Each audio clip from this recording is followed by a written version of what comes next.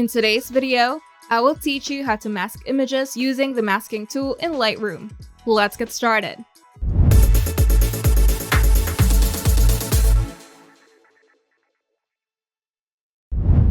The masking tool in Lightroom allows you to isolate and edit specific areas of an image without affecting the entire photo.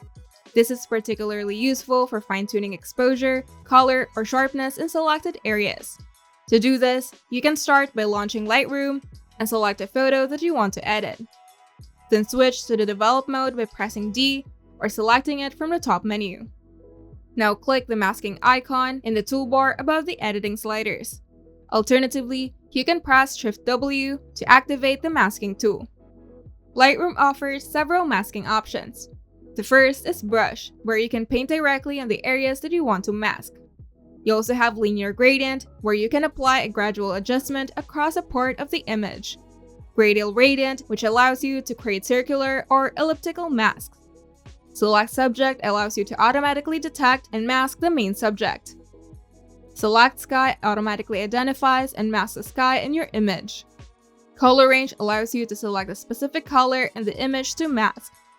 Luminance Range targets areas based on brightness levels.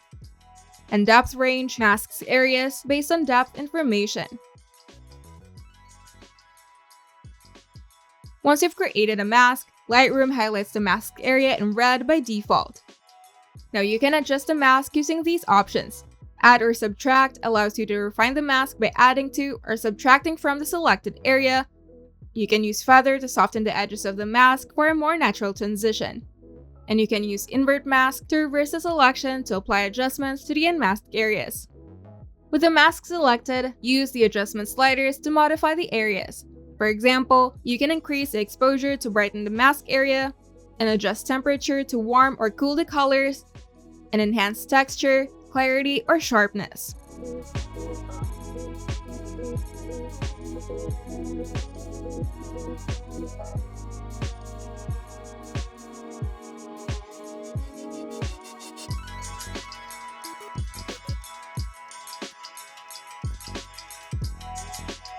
The masking tool in Lightroom is an incredibly versatile feature that allows you to make localized adjustments and precision, and with practice, you can use it to elevate your editing workflow and achieve stunning results.